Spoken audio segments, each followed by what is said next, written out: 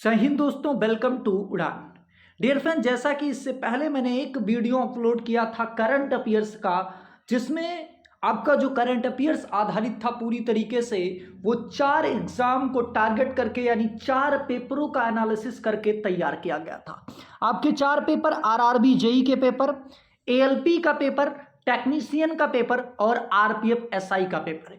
ठीक 1 महीना पहले ये सारे चारों पेपर आपके हुए हैं। तो इन चारों पेपर के एनालिसिस के आधार पर एक करंट अफेयर्स की पहली वीडियो तैयार की गई थी और उस वीडियो ने दोस्त, उस क्लास ने पूरी तरीके से पेपर में गर्दा उड़ा दिया है। यानी बहुत जबरदस्त तरीके से क्वेश्चंस फंसे हैं। आप कमेंट बॉक्स में देख लीजिए, जैसा कि लोगों के द्वारा यानी छोटे भाइयों के द्वारा बताया जा रहा है, दोस्तों के द्वारा बताया जा रहा है कि सर यहां से क्वेश्चंस 4 4 5 5 6 6 7 7 हर शिफ्ट में क्वेश्चंस फंसा हुआ है दोस्त।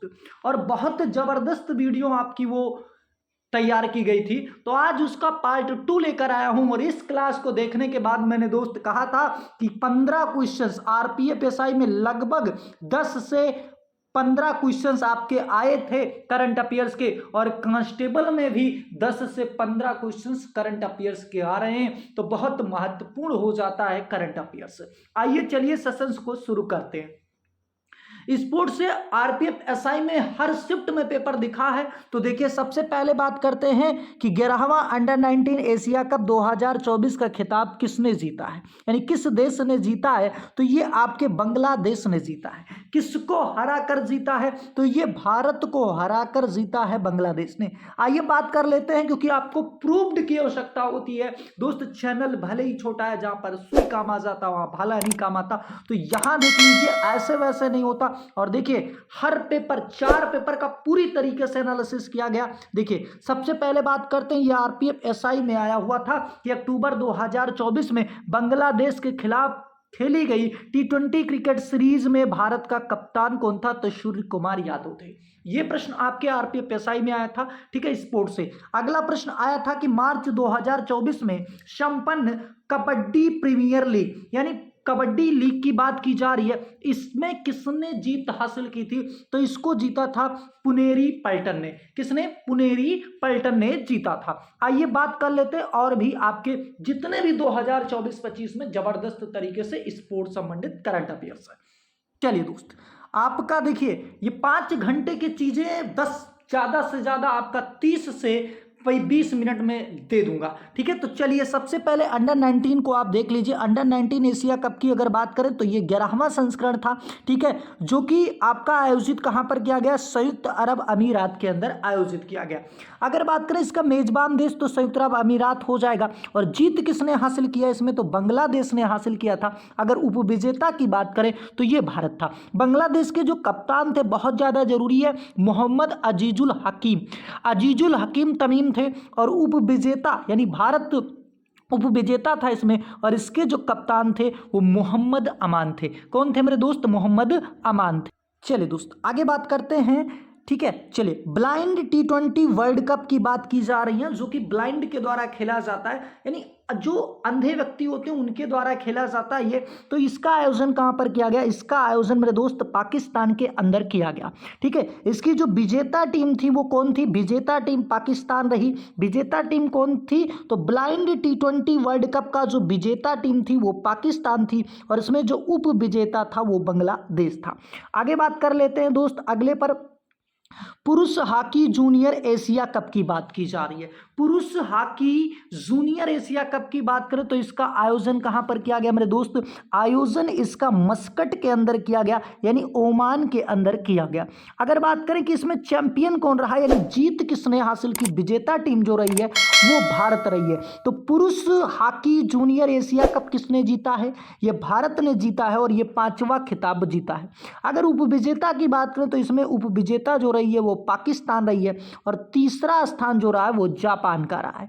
आइए बात करते हैं अगले पॉइंट से।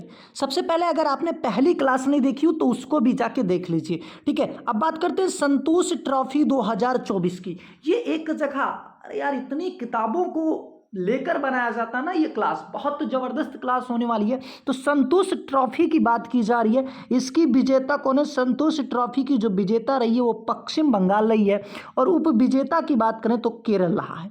ये कौन सा संस्करण आयोजित किया गया? तो ये आपका 78वां संस्करण आयोजित किया गया। अब बात करते हैं एसीसी अंडर 19 महिला एशिया कप 2024 की। तो एसीसी अंडर 19 महिला एशिया कप 2024 जो है ये पहला संस्करण आयोजित किया गया, कुआलालंपुर मलेशिया के अंदर आयोजित किया गया। एसीसी अंडर 19 एशिया कप जो महिला एशिया कप है किसने जीता है? ये भारत ने जीता है, और उप विजेता जो इसमें रही है वो बांग्लादेश रही है। उप विजेता कौन रही है? बांग्लादेश रही है। और प्लेयर ऑफ द सीरीज और प्लेयर ऑफ द मैच जो इसमें रही है वो कौन रही है? वो गोगादी त्रिशा रही हैं। कौन रही हैं? गोगादी त्रिशा रही हैं, जो कि भारत की हैं। आइए बात कर लेते हैं अब 2024 आईसीसी T20 विश्व कप की बात की जा रही है, बहुत ज़्यादा जरूरी है, हर शिफ्ट में यहाँ से प्रश्न देखने को मिला। तो आईसीसी पुरुष T20 विश्व कप की बात करें तो ये 9वां संस्करण आयोजित किया गया था। कौन सा संस्करण था मेरे दोस्त? 9वां संस्करण आयोजित किया गया था। और इसका जो मेजबान देश था वो कौन सा देश था? तो वो वेस्ट इंडीज था और संयुक्त राज्य अमेरिका था। ठीक है, आगे बात करते हैं। इसमें विजेता जो रही है वो भारत रही है, दूसरा खिताब भारत ने जीता है, और इसके कप्तान जो थे वो रोहित शर्मा थे। ठीक है, उप विजेता की बात करें, याद होगा आपको, दक्षिण अफ्रीका थी और एडम मार्क्रम थे।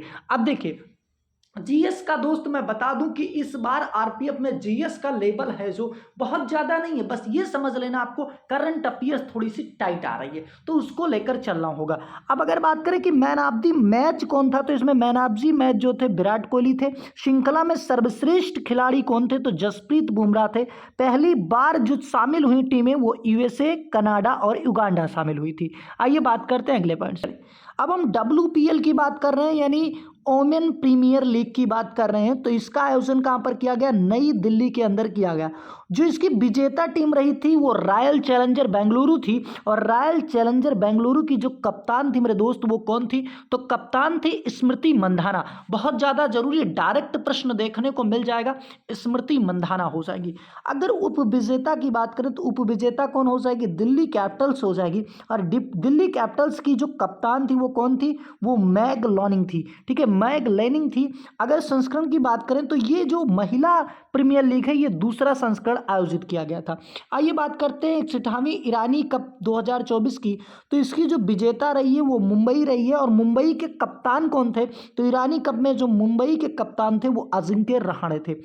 अगर उपविजेता की बात करें तो उपविजेता शेष भारत थी, और शेष भारत के जो कप्तान थे वो ऋतुराज गायकवाड़ थे।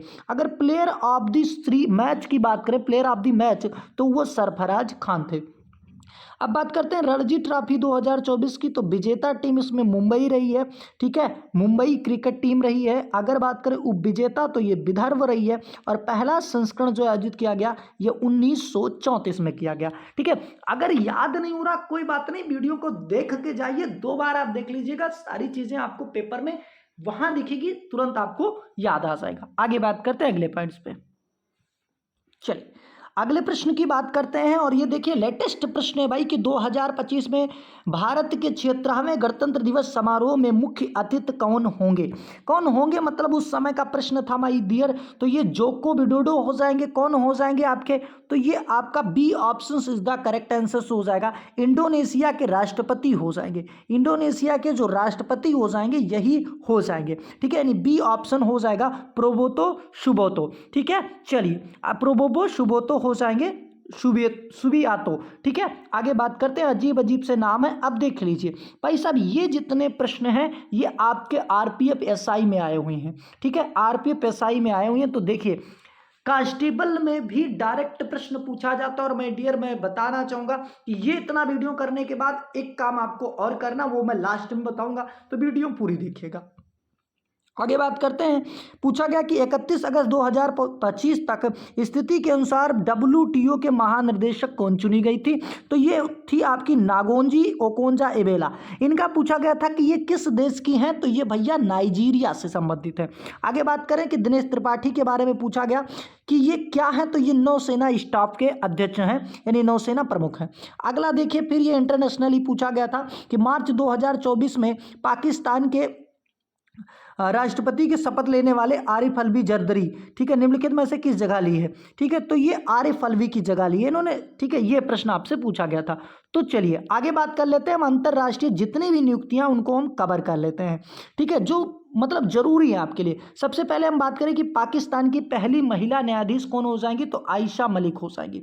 आगे बात करते हैं कि पहली महिला राष्ट्रपति मैक्सिको, ये डायरेक्ट क्वेश्चंस पूछा गया कि मैक्सिको की पहली महिला जो राष्ट्रपति बनी है वो कौन बनी है, क्लाउडिया शिनबॉम हो जाएंगी। कौन हो जाएंगी, क्लाउडिया शिनबॉम हो जाएंगी। अगर बात करें राष्ट्रपति अमेरिका के तो ये 47वें नंबर के बने डोनाल्ड ट्रंप हो जाएंगे। WHO की मुख्य वैज्ञानिक सौम्या स्वामीनाथन हो जाएंगी। और 11वें अध्यक्ष ADB बैंक यानी एशियाई डेवलपमेंट बैंक की बात की जा रही है, इस एशियाई विकास बैंक की जो अध्यक्ष बने हैं वो मशातो कांडा बने हैं। कौन बने, मशातो कांडा बने। पाकिस्तान के वर्तमान राष्ट्रपति आरिफ अलवी हो जाएंगे। और WTO की जो वर्तमान अध्यक्ष है ये आपको पता होगा कि नागोंजी ओकोंजा-इवेला नाइजीरिया की है। IMF की अगर वर्तमान अध्यक्ष की बात करें तो क्रिस्टलिना जॉर्जिवा हो जाएंगी। आगे बात करते हैं अगले पॉइंट्स पर। चलिए आगे बात करते हैं दोस्त। अगला प्रश्न है कि खो खो विश्व कप 2025 में महिला और पुरुष दोनों फाइनल किसने जीता है? किस देश ने महिला और पुरुष फाइनल दोनों खो खो का जीता है? तो ये भारत ने ऐसा कारनामा किया है। आइए हम कुछ ब्रांड एम्बेसडर के बारे में जान लेते हैं, क्योंकि ब्रांड एम्बेसडर से प्रश्न पूछे जाते हैं। सबसे पहले अगर खो खो के ब्रांड एम्बेसडर बात करें तो सलमान खान हो जाएंगे। थाईलैंड पर्यटन के ब्रांड एम्बेसडर सोनू सूद हो जाएंगे। और तंबाकू नियंत्रण के ब्रांड एम्बेसडर कौन हो जाएंगे, PV सिंधु हो जाएगी। अगर यूनिसेफ के भारत का राष्ट्रीय राजदूत तो ये करीना कपूर को बनाया गया है। ICC T20 वर्ल्ड कप 2024 का तो युवराज सिंह को बनाया गया। लोकसभा चुनाव का जो बनाया गया वो आयुष्मान खुराना को बनाया गया। और बेटी बचाओ बेटी पढ़ाओ पहल का जो ब्रांड एम्बेसडर बनाया गया वो पिंकी को बनाया गया, जो कि मिर्जापुर की एक बच्ची थी। चुनाव आयोग का राष्ट्रीय आइकॉन कौन हो जाएगा, तो राजकुमार राव हो जाएगा। आगे बात करते हैं अगले पॉइंट्स। चलिए दोस्त अब देखिए ये प्रश्न आपके RPF SI में आया हुआ था। इसी तरीके से प्रश्न आपके पूरी तरीके से जो है वो घुमा के पूछे जा रहे हैं। वो कहां पर, RPF कांस्टेबल में पूछे जा रहे हैं। प्रश्न को देखिएगा कि भारत के लक्ष्य सेन, ये तच्छ सेन नहीं होगा, लक्ष्य Sen Paris 2024 Olympic badminton tournament में किस देश के खिलाड़ी से अपना पुरुष एकल कांस्य पदक मैच हार गए? यानी ये क्या था, मैच हार गए थे। तो जिस व्यक्ति से मैच हारे थे वो व्यक्ति किस देश का है, ये प्रश्न पूछा गया। मतलब यार ये प्रश्न तुमको 1 मिनट पढ़ते ही लग जाएगा, इस तरीके से प्रश्न को बनाया गया है। तो ये कौन से देश का था भाई, मलेशिया का था। और एक बार मेरा कहना है कि जितने लोगों ने, लगभग 4 से 5 लोगों ने पदक जीता है, तो किस देश के खिलाड़ी से जीता है ये एक बार गूगल जरूर आप कीजिएगा। यहां तो मैं चीजें बताऊंगा ही बताऊंगा, ठीक है। आगे बात कर लेते हैं। चलिए आगे बात करते हैं। अगला प्रश्न पूछा गया था कि पेरिस पैरा ओलंपिक खेल 2024 में रजत पदक विजेता थुल्लासिमती मुरुगेसन ये किस खेल से संबंधित है, तो ये बैडमिंटन से संबंधित है। अगला पूछा गया था कि पेरिस 2024 में निशानेबाजी में ओलंपिक पदक जीतने वाली प्रथम भारतीय निशानेबाज जोड़ी मनु भाकर और सरबजोत ने किस देश के खिलाड़ियों को हराकर कांस्य पदक जीता था। मतलब यहां भी जबरदस्त, किस देश से, अभी ने पूछा किसने जीता, पूछा किस देश के खिलाड़ी से जीते थे, तो ये भैया दक्षिण कोरिया का खिलाड़ी था जिसको हराकर मनु भाकर और सरबजोत सिंह ने जीता था। आगे बात करते हैं कुछ पॉइंट। चलिए आइए हम पेरिस ओलंपिक को यहाँ क्लियर कर लेते हैं। सबसे पहले इसके आयोजन की बात करें तो ये आप 50 चैनल पे पढ़ चुके हैं, जरूरत नहीं बताने की। शुभंकर भी आपको पता होगा। फ्रीजियन ऐप कैप था। आदर्श वाक्य की बात करें तो गेम्स वाइड ओपन था। चलिए अच्छी बात है। कुल खेल कोई जरूरत नहीं। भारतीय दल में कितने एथलीट गए थे, तो भैया 117 लोग गए थे। अगर बात करें कि 4 नए खेलों को शामिल किया गया, ब्रेकिंग, स्पोर्ट क्लाइंबिंग, स्केटबोर्डिंग और सर्किंग को, ठीक है। अगर बात करें कि भारत के सेफ्टी मिशन यानी सेफ्टी मिशन का प्रमुख कौन था, तो सेफ्टी मिशन उसे कहते हैं, तो ये गगन नारंग थे। कौन थे, गगन नारंग थे। आइए बात कर लेते हैं और भी पॉइंट पे। चलिए ठीक है, तो ये गगन नारंग थे। अगर बात करें कि भारत की ओलंपिक टीम का मुख्य प्रायोजक में बहुत बार गलती होती है कि बच्चों के द्वारा रिलायंस ऑप्शन में होता है और रिलायंस टिक कर दिया जाता है। अडानी ग्रुप होगा। अडानी ग्रुप होगा, यानी पेरिस ओलंपिक 2024 का जो प्रायोजक था वो अडानी ग्रुप था। ठीक है, ये चीज याद रखना है। आगे बात करें कि सबसे युवा भारतीय रेफरी हो जाएंगे तो कपिलन साई अशोक हो जाएंगे। ओलंपिक ऑर्डर से सम्मानित अभिनव बिंद्रा हो जाएंगे। सबसे उम्रदराज भारतीय एथलीट की बात करें तो रोहन बोपन्ना हो जाएंगे, जो कि टेनिस से संबंधित है और इन्होंने युगल में जीता है। कौन सा टेनिस जीता है? ठीक है, तो ये आपको बताना है। सबसे कम उम्र के भारतीय एथलीट हो जाएंगी तो दीन निधि देश सिंधु हो जाएंगी, जो कि तैराक हैं, बहुत ज़्यादा जरूरी है। उद्घाटन समारोह में ध्वजवाहक कौन थी? तो पीवी संधू और आपकी शरत कमल थे। अगर समापन समारोह की ध्वजवाहक बात करें तो बनु भाकर और PR सुजेश थे। सर्वाधिक अगर पदक बात करें तो लियोन मर्चेंट ने जीता था। ठीक है, अगर बात करें कि भारत के लिए पहला पदक तो ये मनु भाकर हरियाणा से संबंधित है और इन्होंने कांस्य पदक जीता था। तो अगर पेरिस ओलंपिक में पदक को लेकर आए तो सबने कांस्य पदक जीता है, केवल एक व्यक्ति ने रजत पदक जीता, उसका नाम नीरज चोपड़ा हो जाएगा। आगे बात करते हैं मेरे दोस्त कि विनेश फोगाट को किस स्पर्धा में अयोग्य घोषित किया गया? भाई तो 50 किलो कुश्ती में, ये तो आपको पता ही होगा। ठीक है, पेरिस ओलंपिक के बाद संन्यास लेने की घोषणा रोहन बोपन्ना और PR सुरेश ने किया। भैया ये टेनिस से संबंधित है और ये हॉकी से संबंधित है। आगे बात करते हैं, अब कुछ और भी बात कर लेते हैं। पेरिस पैरा ओलंपिक समापन समारोह में ध्वजवाहक तो हरविंदर सिंह और प्रीति पाल थी। ये डायरेक्ट प्रश्न पूछा गया और ये प्रश्न पूछा गया कि पेरिस पैरा ओलंपिक गेम्स में भारतीय खिलाड़ी नीतीश कुमार की बात की जा रही कि किस खेल में इन्होंने स्वर्ण पदक जीता था। तो नीतीश कुमार जो थे ये बैडमिंटन के खिलाड़ी थे, इन्होंने स्वर्ण पदक जीता। हम पैरा ओलंपिक को देख लेते हैं। भाई इतनी सी बात है, पैरा ओलंपिक आयोजन फ्रांस में किया गया, यही सारी चीजें हैं। अगर उद्घाटन समारोह में ध्वजवाहक की बात करें तो सुमित अंतिल और भाग्यश्री जाधव थी। अगर बात करें कि समापन समारोह में, जो कि आगे आपको क्वेश्चन देखने को मिला RPFSI में, तो ये हरविंदर सिंह और प्रीति पाल हो जाएंगे। सेफ्टी मिशन कौन थे? तो सत्य प्रकाश सागवान हो जाएंगे। और भारत के लिए पहला स्वर्ण पदक जो जीता था पेरिस ओलंपिक यानी पैरा ओलंपिक की बात की जा रही, जो विकलांग वाले होते हैं, तो ये अवनी लखेरा ने जीता था। 2 स्वर्ण पदक जीता, ये भी अवनी लखेरा ने ही जीता था। आगे बात करें, अगला प्रश्न बहुत ज़्यादा जरूरी है आपके प्रश्न। देखिए अगला प्रश्न कि अगस्त 2024 में प्रसिद्ध नृत्यांगना यामिनी कृष्णमूर्ति का निधन हो गया, ये किस शास्त्रीय नृत्य से संबंधित थी? तो भाई जो यामिनी कृष्णमूर्ति थी ये भारतनाट्यम और कुचिपुड़ी दोनों से संबंधित थी। तो आपका C option is the correct answer हो जाएगा। आइए बात चलिए, अब हम बात कर लेते हैं 2024 और 25 में जो निधन हुए। सबसे पहले मनमोहन सिंह की बात करते हैं, तो ये भारत के 14वें प्रधानमंत्री थे। अगर बात करें 1991 से 1996 के बीच में भारत के वित्त मंत्री थे और इन्हें उदारीकरण का जनक माना जाता है। 1991 का जो आपका समय था, 1991 अर्थव्यवस्था का, उससे भर भर के क्वेश्चंस आ रहे हैं, यानी पूरी तरीके से परेशान कर रखा है सारे लड़कों को RPF ने। ठीक है, तो 1991 से प्रश्न आपको देखने को वहां मिलता है। अगर बात करें 1982 में और 85 के दौरान ये RBI के गवर्नर थे। इनको पद्म विभूषण जो दिया जाता है वो कब दिया जाता है? 1987 में। अब हम रतन टाटा की बात करते हैं, तो टाटा सन्स के चेयरमैन थे। 2008 में इनको पद्म विभूषण मिला और 2000 में इनको पद्म भूषण दिया गया। अगर बात करें उस्ताद जाकिर हुसैन की, तो ये प्रसिद्ध तबला वादक हैं, इनका भी निधन हो गया है, याद रखना है। शारदा सिन्हा, तो ये लोक गायिका है, इनको बिहार कोकिला के नाम से जाना जाता है। डॉक्टर वेणुगोपाल, इनका भी निधन हो चुका है और ये मानव हृदय शल्य चिकित्सक हैं। पंडित राम नारायण की बात करें तो ये प्रसिद्ध सारंगी वादक हैं और इनका भी निधन हो। अगला प्रश्न पूछा गया कि हाल ही में कितनी महान हस्तियों को 2025 में पद्म विभूषण प्रदान किया गया? तो देखिए पेपर में जो आ रहा है वो 2024 वाला बार बार आ रहा है, तो ये क्या हो जाएगा भैया? 7 हस्तियों को प्रदान किया गया। आइए बात कर लेते हैं 2024 के बारे में। 2024 की बात करें तो ये 5 लोगों को प्रदान किया गया था। सबसे पहले आपके बैजंती माला को, दूसरा आपका चिरंजीवी को, तीसरा आपके पद सुब्रमण्यम को, ठीक है, जो कि भारतनाट्यम तमिलनाडु से संबंधित है, और M वेंकैया नायडू उत्तर प्रदेश उपराष्ट्रपति हैं, ठीक है, जो कि आंध्र प्रदेश के कार्यवाहक। ठीक है, अगर बात करें कि बिंदेश्वरी पाठक, इनको मरणोपरांत दिया गया। अगर बात करें भारत रत्न 2024 को, तो ये भी 5 लोगों को दिया गया था। जननायक कर्पूरी ठाकुर को दिया गया। इसके बाद लाल कृष्ण आडवाणी को, PV नरसिम्हा राव को, चौधरी चरण सिंह को और MS स्वामीनाथन को दिया गया। आगे बात करते हैं। चलिए अब देखिए कुछ रह गया था आपका, जैसे आपके अभी सेबी के वर्तमान अध्यक्ष कौन बनाया गया, तो तुहिन कांत पांडे बनाए गए हैं, ये याद रखना मेरे दोस्त, उसमें नहीं था। इसके बाद अगर थल सेना अध्यक्ष की बात करें तो उपेंद्र द्विवेदी हो जाएंगे, जल सेना अध्यक्ष दिनेश त्रिपाठी हो जाएंगे, और ये सारी चीज़ें जो थी यहाँ तक आपकी संबंधित थी। चलिए ठीक है, आगे हम बात कर लेते हैं, थोड़ा सा यहाँ देख लीजिए आप। ठीक है, अगर एसीसी के अध्यक्ष कौन है, तो संबी सिल्वा हो जाएंगे जो कि श्रीलंका से संबंधित है।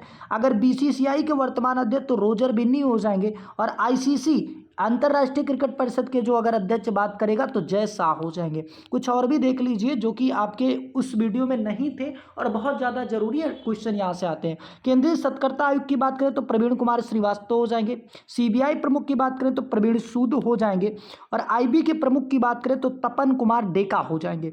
प्रवर्तन निर्देशालय यानी ईडी की बात की जा रही है तो ये राहुल नवीन हो जाएंगे, और बीएसएफ के प्रमुख की बात करें तो दलजीत सिंह हो जाएंगे।